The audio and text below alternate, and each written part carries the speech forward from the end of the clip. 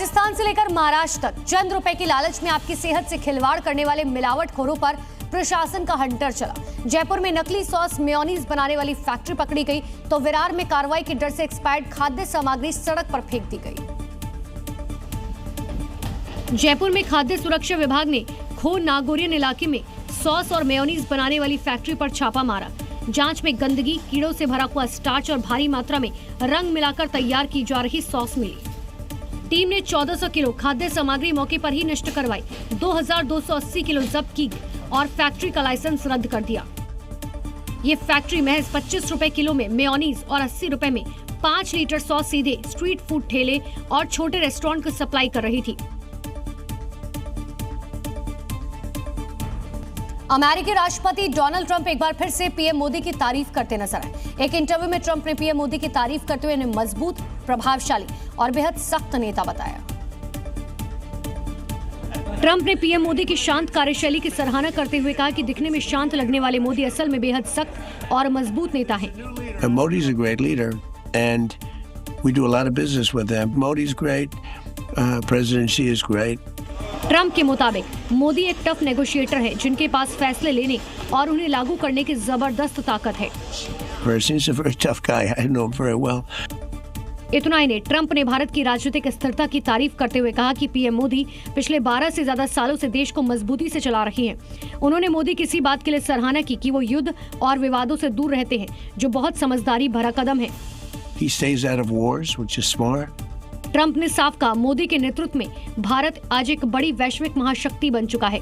हालांकि ट्रंप पर डोरे डालने वाले और चापलूसी करने वाले मुनीर और शहबाज को ट्रंप की जुबान से पीएम मोदी की तारीफ बर्दाश्त नहीं हो रही होगी।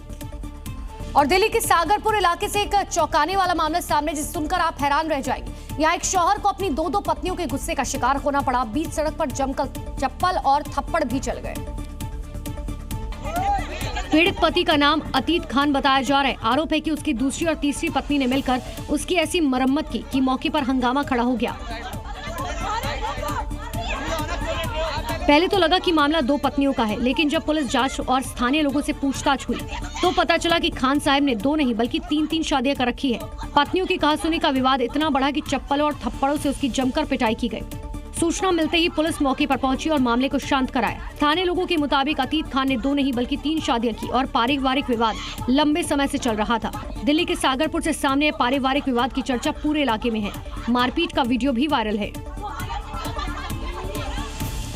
हिंदू भेष, तंत्र मंत्र की आड़ और फिर लाखों की ठगी।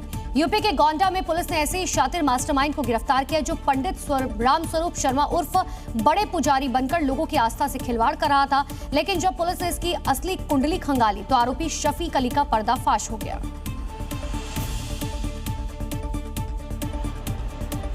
पुलिस की गिरफ्त में खड़ा ये वही बहरूपिया है जो न सिर्फ हिंदुओं की आस्था से खिलवाड़ कर रहा था, बल्कि विशेष पूजा और ग्रह दोष निवारण के नाम पर परिवारों को झांसे में लेकर उनसे ठगी करता था।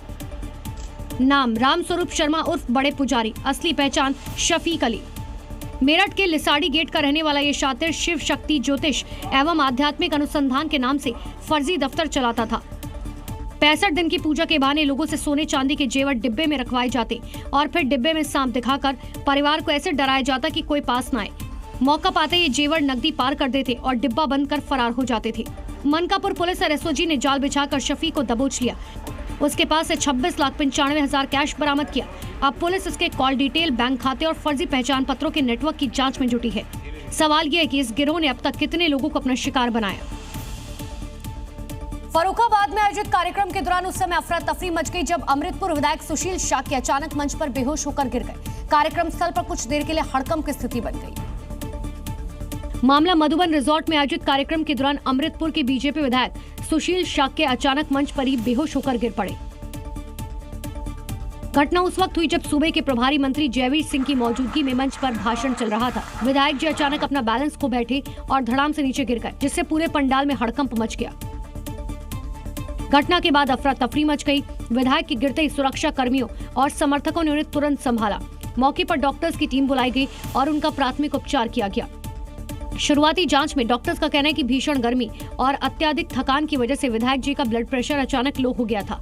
रात की बात ये रही कि प्राथमिक इलाज के बाद अब विधायक सुशील शाक्य की हालत स्थिर है।